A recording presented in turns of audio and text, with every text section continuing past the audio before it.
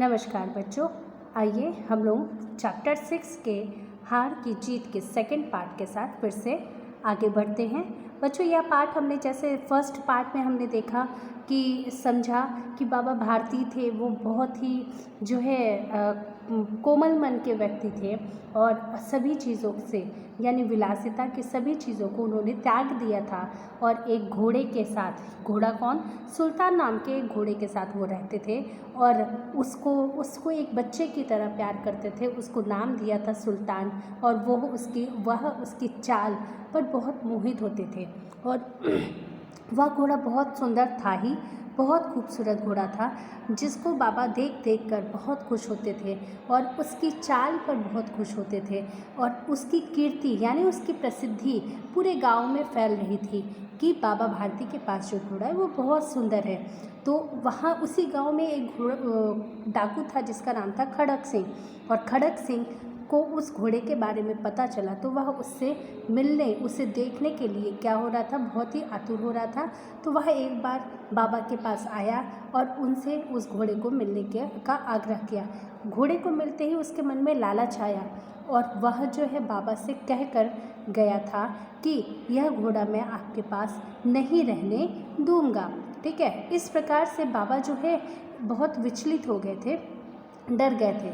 जब उसने बाबा से कहा कि यह घोड़ा आपके पास नहीं रहने दूंगा, तो बाबा जो है 3-4 महीने तक बहुत परेशान हुए थे। दिन रात उसको देखते रहे, संभालते रहें, उसकी रक्षा करते रहें और 3-4 महीने बीतने के बाद जब ऐसा कुछ उसने, खड़क सिंह ने कुछ नहीं किया तो वह थोड़े से निडर हो गए कि कोई बात नहीं, यह एक भ्रम मतलब सपने की तरह था, पूरे सपने की तरह, जिसको भूल जाए।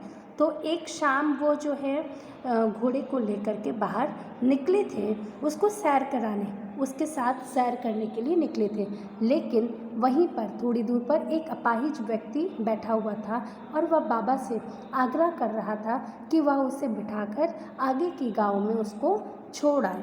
तो बाबा तो बहुत दयालु थे, तो उन्हें उस पर दया आई और वह उस घोड़े से उतरकर उस अपाहिज व्यक्ति को घोड़े पर बिठा देते हैं और बिठाने के बाद आगे चलते हैं। ठीक है, बिठाने के बाद क्या करते हैं, वो उसकी लगाम को, ये देखिए लगाम है ना, लगाम को पकड़कर आगे चलने लगते हैं और वो पैदल और घोड़े पर वो अपाहिज व्यक्ति।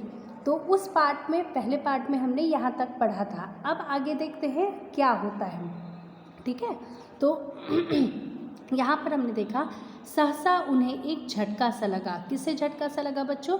बाबा को एक झटका सा लगा और लगाम हाथ से छूट गई। ठीक है, अचानक से उनको एक झटका लगा और उनके हाथ से लगाम छूट गई। उनके आश्चर्य का ठिकाना न रहा जब उन्होंने देखा कि अपाहिज घोड़े पर तन कर बैठा है और उसे दौड़ाए लिए जा रहा है। तो बाबा बहुत आश्चर्यचकित हुए। उनके मुख से भय, विस्मय और निराशा से मिली एक चीख निकल गई और वह अपाहिज कोई और नहीं, कौन था? डाकू खड़क सिंह था। उसने छल से बाबा से उस घोड़े को ले लिया था, छीन लिया था और उसको दौड़ाकर भगा रहा था। ठीक है, फिर बाबा भारती कुछ देर तक चुप रहे और इसके कुछ बाद बाबा भारती कुछ देर तक चुप रहे और इसके बाद कुछ निश्चय करके पूरे बल से चिल्ला कर बोले, जरा ठहर जाओ। क्या बोलते हैं? ज़रा ठहर जाओ। यहाँ पर जरा नहीं है, ज़रा है। ठीक है, क्यों? देखिए यहाँ पर नुक्ता, जा के नीचे नुक्ता लगा है इसलिए जा हो जाएगा। ठीक है, ज़रा ठहर जाओ। खड़क सिंह ने आवाज़ सुनकर घोड़ा रोक लिया और घोड़े को देखते हुए कहा, बाबा जी, घोड़े को देखते हुए कहा कि बाबा जी, यह घोड़ा अब ना दूंगा। खड़क सिंह ने कहा कि बाबा जी, यह घोड़ा अब ना दूंगा, परंतु एक बात सुनते जाओ खड़क सिंह। ठीक है, लेकिन बाबा ने खड़क सिंह से क्या कहा? परंतु एक बात सुनते जाओ। ठीक है, खड़क सिंह ठहर गया यानी रुक गया। बाबा भारती ने निकट जाकर उसकी ओर ऐसी आंखों से देखा जैसे बकरा कसाई की ओर देखता है।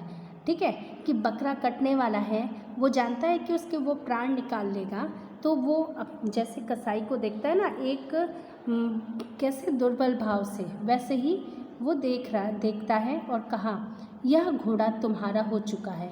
मैं तुमसे इसे वापस करने के लिए नहीं कहूँगा, परंतु खड़ग सिंह केवल एक प्रार्थना करता हूँ, उसे अस्वीकार न करना, नहीं तो मेरा दिल टूट जाएगा। बाबा जी आज्ञा कीजिए, मैं आपका दास हूँ, बस यह घोड़ा नहीं दूंगा। और खड़ग सिंह ने भी बड़े उससे कहा कि आज्ञा कीजिए, मैं आपका दास हूँ, लेकिन फिर भी उसकी एक जिद थी। कहता है बस यह घोड़ा नहीं दूंगा। अब घोड़ा का नाम ना लो, और अब आप घोड़े का नाम मत लो। मैं तुमसे इसके बारे में कुछ न कहूँगा। मैं केवल यह चाहता हूँ कि इस घटना को किसी के सामने प्रकट ना करना। खड़ग सिंह का मुंह आश्चर्य से खुल गया। खड़ग सिंह आश्चर्य में आ गया कि बाबा ऐसी बात क्यों कह रहे हैं। ठीक है, वो आश्चर्य में आ गया। वह सोच रहा था कि उसे घोड़े को लेकर यहाँ से भागना पड़ेगा, परंतु बाबा भारती ने स्वयं उससे कहा कि इस घटना को किसी के सामने प्रकट ना करना। तो उसके मन में एक आश्चर्य सा आया और वो सोच में पड़ गया कि बाबा ऐसा क्यों कह रहे हैं, इससे क्या प्रयोजन सिद्ध हो सकता है। खड़ग सिंह ने बहुत सोचा सिर मारा, परंतु कुछ समझ ना सका। हार कर उसने अपनी आंखें बाबा भारती के मुख पर गड़ा दी। ठीक है, और पूछा, बाबा जी इसमें आपको क्या डर है? वो पूछते हैं कि इसमें आपको क्या डर है?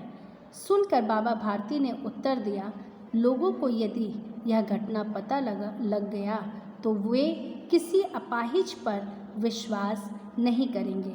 तो बच्चों यहाँ पर देखिए, बाबा ने एक अपाहिज पर यानी एक ऐसे व्यक्ति पर विश्वास किया जिसको ज़रूरत थी, ज़रूरतमंद व्यक्ति था, उस पर उन्होंने विश्वास किया था। और वो उन बाबा को यही डर था कि लोग किसी दूसरे ज़रूरतमंद पे विश्वास करना छोड़ देंगे। इसी वजह से उन्होंने खड़ग सिंह से यह बात कही कि मैं तुमसे घोड़ा नहीं मांगूंगा, परंतु एक बात तुमसे कहना चाहता हूँ कि तुम इस घटना को किसी से मत कहना, वरना क्या होगा कि लोग विश्वास नहीं करेंगे, किसी अपाहिज पर विश्वास नहीं करेंगे। यह कहते कहते उन्होंने सुल्तान की ओर से इस तरह मुंह मोड़ लिया जैसे उसका उससे कभी कोई संबंध नहीं था। तो बच्चों ये बात सुल्तान के जो खड़ग सिंह था उसके मन में बहुत घर कर गई। बाबा भारती चले गए, परंतु उसके शब्द खड़ग सिंह के कानों में गूंज रहे थे। ठीक है, क्यों गूंज रहे थे? कि लोगों का विश्वास आहत हो रहा है मेरे इस काम से। सोचता था कितने ऊंचे विचार हैं, कैसा पवित्र भाव है। उसे इस घोड़े से प्रेम था। इसे देखकर उसका मुख फूल की तरह खिल जाता था। कहते थे इसके बिना मैं रह ना सकूँगा। इसकी रखवाली में वे कई रात सोए नहीं। भजन कीर्तन ना कर रखवाली करते रहे, परंतु आज उनके मुख पर दुख की रेखा तक दिखाई नहीं दे रही थी। उन्हें केवल यह ख्याल था कि कहीं लोग अपाहिज पर विश्वास करना छोड़ ना दें। ऐसा मनुष्य नहीं देवता है। ठीक है, यहाँ पर उसका हृदय का परिवर्तन हो जाता है और वो उन्हें क्या कहता है बाबा को कि वह मनुष्य नहीं देवता है।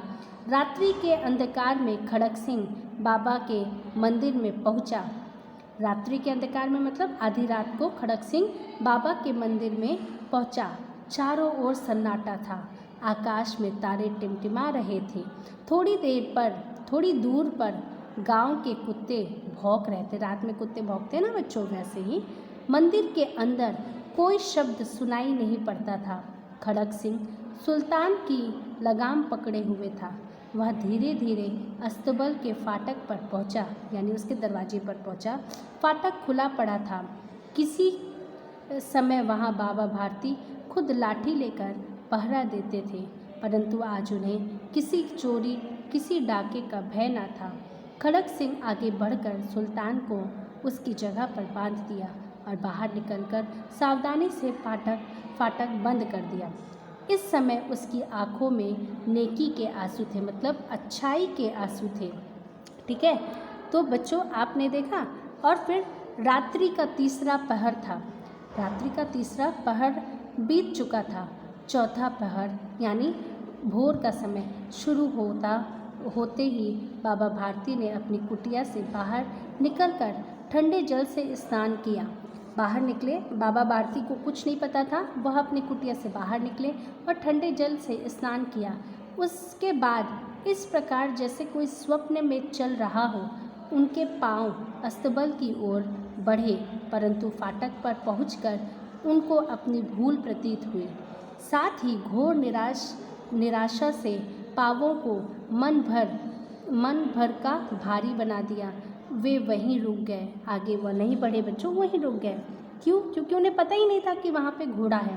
घोड़े ने अपने स्वामी की आँखों की चाप को पहचान लिया और ज़ोर से हिनहिनाया। ठीक है, अब बाबा भारती आश्चर्य और प्रसन्नता से दौड़ते हुए अंदर घुसे।